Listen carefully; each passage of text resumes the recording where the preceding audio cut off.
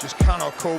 That Japanese front row. See replacement popping up. The Beasties happy. At the scrum with South Africa out muscling England for another penalty. Takes the mark. Okay, scrum called. Yeah, well, he's got the option of taking the scrum here, which you don't see very often. Smart play, though. Quarterfinal France 2023 Rugby World Cup Paris. Scores 19 apiece. Willemse called mark from a France high ball. Nothing spectacular, but what followed was so out of the box that referee O'Keefe actually questioned Willemse on decision to call for a scrum. Are you sure? When questioned on this, Rassie said it wasn't a matter of being out of the box, it was a matter of strategy. You see, what was supposed to be a French attacking lineout turned out to be Springbok attacking lineout.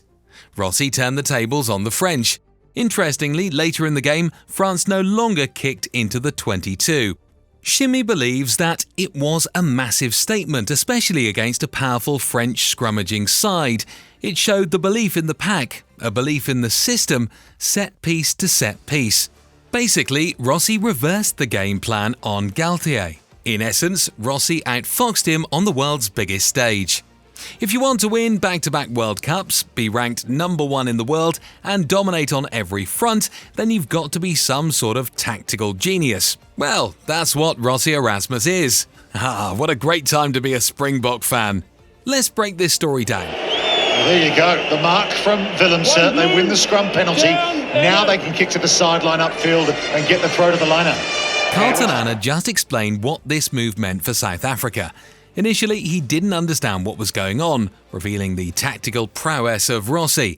Not only that, Rassie had the confidence to call that play.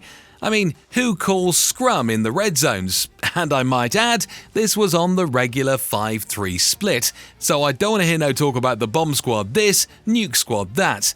This was 5-3 France v South Africa, man on man, set piece to set piece. Before we go any further, please like and subscribe, it really helps out our channel. They at the minute are the best team that I've seen, and that goes as well as playing against the All Blacks team of 2015, previous South African team in 19. But currently, I think they are the best rugby team that's been out there, and I think it's moments like the Willemse play that Rassie's mastermind really shows.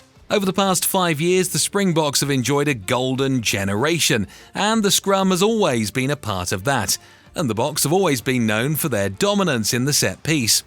However, it wasn't like this when Rassie took over. The Boks were at an all-time low, a shock loss to Italy, a lesson in mauling from England, and a big drop in World Rugby rankings. Rassie decided to fix that up and take the Springbok set piece to the next level. He was looking to build a second unit, one that would apply pressure and force a penalty. So the forwards coach took Beast Mtarawira and built the scrum around him. This was the birth of the bomb squad. Malcolm Marx and Kitchoff were brought in as finishers and Mbonambi and Malaba as starters. Set piece to set piece. The changes did not stop there. The evolution continued as Rassie adopted this philosophy into his playbook, setting up a system for 6 massive forwards to allow the Springboks maximum efficiency, able to dominate over 90 minutes, often swapping the whole front 5 and sometimes the full 7 all at once. In the finals against the All Blacks, they came in around the third quarter. They had Dwayne Vermeulen anchoring the scrum with 7 exponent wing forward Quagga Smith replacing him at the 3-quarter mark, and the rest of the bomb squad came in at the later stages of the game. Nche for Kitchoff, Snyman for Mostert, need I go on? Showing that the quality of the bench and the quality of the run-on squad is almost exactly the same. The best part of that game is that they actually put all 7 forwards on at one time. When they started to work on the set pieces, Matt Proudfoot was at the centre of this new scrum project. There was no scrum machine, but it was live practice, flesh on flesh and bone on bone. So intense was the practice that it would sometimes turn into fights. Short Brits recently revealed on The Good, the Bad and the Rugby South Africa that in their training sessions the 8-man pack would scrum against 12, sometimes even more. The plan was simple: get big bodies and win the scrum battle. Act as a unit and turn that unit into a weapon to gain territory and/or force penalties. Penalties lead to winning. This focus on the scrum was a key to the 2019 world title. An interesting side note, South Africa's scrum had so much power that they blasted the opposition scrum out of the water. Because of this, the referee had no hesitation in awarding a scrum penalty to the Springboks. No discussion about incorrect binding, wrong entry, just straight-out power. Beast said in an interview that they wanted to dominate right from the first scrum because it was stick in the ref's head that the more powerful scrum was in the right and so penalised the other team. As rugby fans, we have all seen when the ref has made the incorrect decision on the scrum penalty. So Beast Mtawarira was correct in his analysis. We just got to scrum. And if you scrum against us. Africa front rows are up. That's big, isn't it? You can just see them, sort of retreat, and not physically, but mentally. Now, the bomb squad wasn't just brute force. They also carried with them mental intimidation. Many of the Springboks squad are the best in the world in their position, led by scrummaging expert Nche.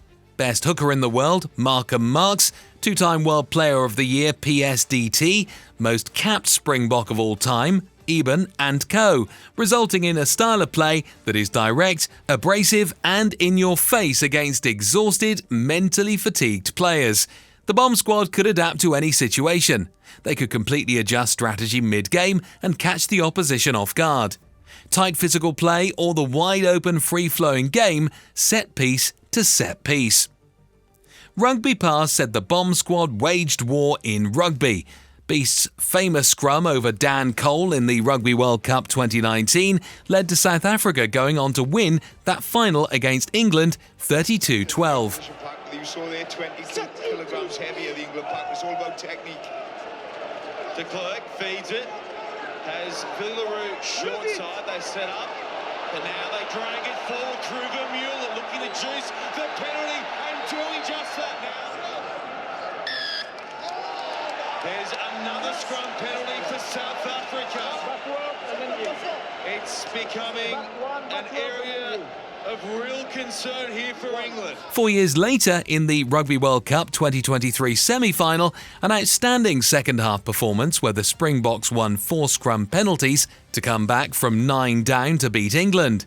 Dan Cole once again on the receiving end. The Boks had built this weapon of mass destruction and used it to win back-to-back Rugby World Cups. Reflecting back on the 2019 World Cup, Beast has just 4 words to say: no scrum, no win. Set piece to set piece. If you think the scrum was all they had, think again. Their line-out trickery and deception plays are so clever that someone remarked that backline coach Tony Brown is running the line-out plays. Thinking Quagga Smith's line-out try against the All Blacks at Twickenham. More on that another time. To the tail they go for Peter Steph Toy. It's a variation. And over is Quagga Smith. Continuing in the evolution, Tony Brown tweaked some bits of the game by pulling the wing forwards into the tight spaces of the middle areas, thereby creating open spaces on the flank. A genius move, no doubt. This gave players like Kolbe, Mapimpi and company, as we have often seen, freedom and space down those empty flanks. Part of this system was that the forwards taking a less direct north-south movement, as now they have been instructed to release an extra pass, bringing an east-west movement into the forward play. Rassie had now added quickness to the power South African game. Gerry Flannery, the new forwards coach, is an integral part of what the Springboks do. He came on and bought into the system and brought with him excitement and energy, building upon the good legacy of defence that Jacques Nienaber had already put in place. He's so become a part of the Springboks that the players have said of him, he is the guy we want to put our shoulders on the line for and head into the dark places. The players had bought into the system knowing that they were not guaranteed game time, as now Rassie had evolved the 15-man game into a 23-man game. So playing for South Africa, being on the bench and being on the bomb squad are 2 different things. Up to now, Rassie has used 51 players, and this is a major key in the Springboks squad rotation, all of whom are ready to step into the role they are asked to do.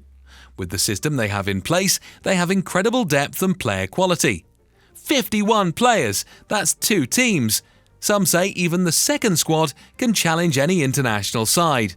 For instance, Andre Esterhuizen with just 18 test caps. So full is the squad that he can't find a place on the run-on team.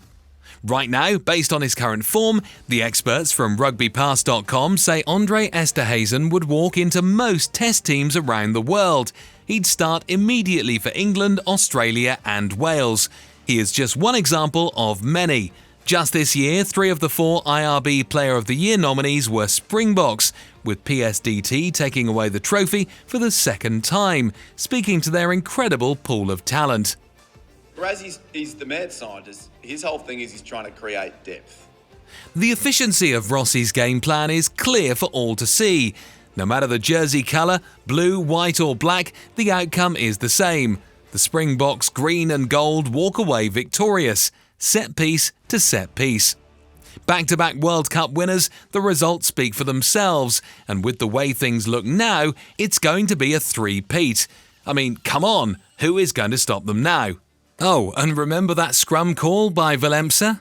So impactful was the ingenuity of Rassie, World Rugby had to change the laws of the game. Even the world governing body is struggling to keep up with Rassie. World's best ever coach? You said it. So what is it that makes the Boks so dangerous? To see more of the Bomb Squad at work, check out our video on the shocking Bomb Squad strategy. Remember to leave us a comment, like and smash that subscribe button. Thanks for watching.